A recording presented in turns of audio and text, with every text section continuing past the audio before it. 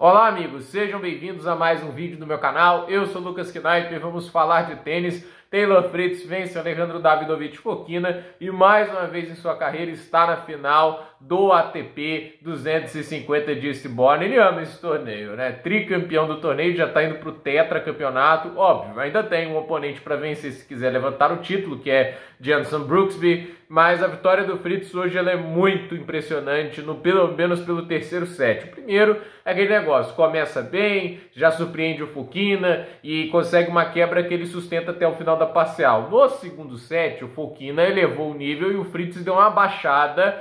E pra mim o Fritz não vinha me impressionando muito pelo nível de tênis que ele vinha jogando. O saque vinha garantindo muita coisa, e um game bom de devolução vinha garantido. Óbvio que aí a gente fala, né? Não tem muito erro nisso. Tipo, você pode até falar que ele pode jogar melhor, mas se nesse jeito ele tá conseguindo ganhar jogos, isso é uma notícia positiva. Se você vê que ele pode jogar melhor e tá ganhando o jogo mesmo assim, isso não é ruim, entende? Porque a gente fala aqui do Gumbé, né? O cara perde aí nas semifinais. A gente fala do Menzik, que não ganhou nenhum título nessa gira de grama, nem chegou perto disso. O Ben Shelton, que todo mundo elogia o talento, caiu três derrotas seguidas. O Fritz está na dele aí. Obviamente é aquele negócio, né? Tipo, ainda há coisas no jogo dele que ele precisa resolver. Mas a consistência, a regularidade, isso é difícil você tirar do Fritz. Embora esse ano não seja o melhor da carreira dele, né? Ele é um cara que quando joga bem, né? É difícil de enfrentar. Porque ele é um cara inteligente dentro de quadra, e a minha questão com o Fritz é, quando ele consegue colocar o forehand e o backhand dele para andar, é difícil jogar contra ele, entende? Não importa o tenista que você seja, óbvio, alguns tenistas vão ter, pela qualidade técnica, a condição de ir lá e sobrepujar o volume de jogo dele, como acontece para o Sinner e para o Alcaraz, mas mesmo, por exemplo, lá na Laver Cup, naquela quadradura lentíssima, né?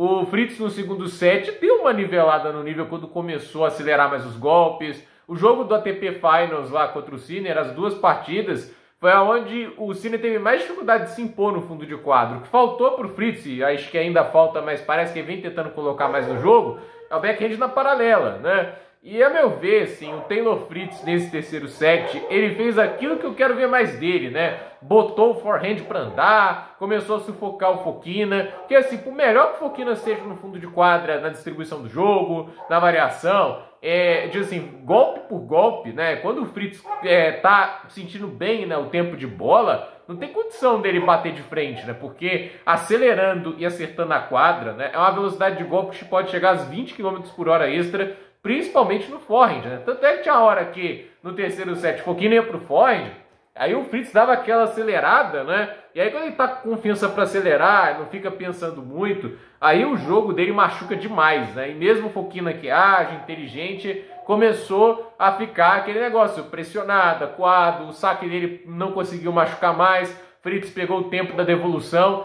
e aí na troca de fundo de quadra, que deveria ser onde o espanhol teria mais vantagem, foi onde o Fritz começou a jogar melhor. E aí eu falo, né, o Fritz não é um bom saque apenas, porque tem gente que faz essa análise assim, o cara consegue uns 20 aces numa partida, no caso o Fritz conseguiu 21 aces nessa partida, o que é muita coisa, né? Ah, o cara é só um sacador, não faz mais nada. Eu acho que o Fritz, ele precisa ser um cara que se movimenta melhor. E eu acho que ele tem que, às vezes, fazer um apoio mais bem feito para alguns golpes, né? Eu acho que assim, tem horas que parece que ele tem pouca agilidade, mas quando ele tem equilíbrio para bater na bola, ele faz muito estrago. Assim, o forehand dele, para mim, é um dos melhores da atualidade, né? E assim, quando ele tá sentindo confiança, eu gosto de lembrar de Indian Wells, aquela final contra o Nadal, né? Tipo, o Nadal tava sem resposta pro forehand do Fritz, que eu acho isso grande, entende, né? Isso é no Nadal, que não tinha perdido um jogo naquele ano, 20 vitórias seguidas. Ele tinha dado um jeito de vencer o Kyrgios, o Alcaraz,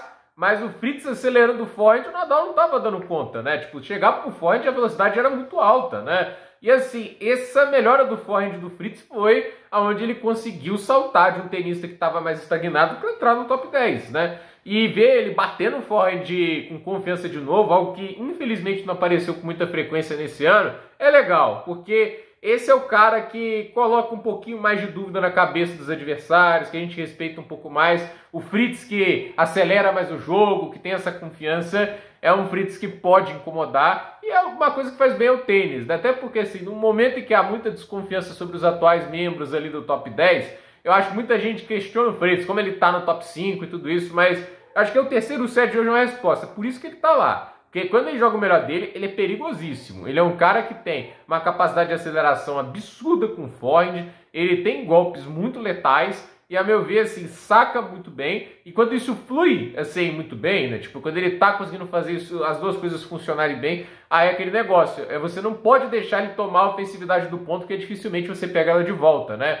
Quando ele começa a ditar o ritmo do jogo, é bem perigoso. E assim, foi uma partida que, como eu disse, o terceiro set me impressionou bastante. Ele deixou o Fokina completamente sem respostas, completamente perdido. E aí aquele negócio, né? Começou a jogar um pouquinho mais agressivo no fundo de quadra, começou a acelerar mais os golpes. E aquele negócio, com um golpe rápido, pesado desse, acertado na grama, entende? Né? Com uma superfície que faz esse golpe render cada vez mais, né, cara? Aí é complicado demais lidar com isso. Então, gente, por esse vídeo é isso. Dúvida nos comentários, deixe seu like, se inscreva no canal, compartilhe esse vídeo e até o próximo vídeo.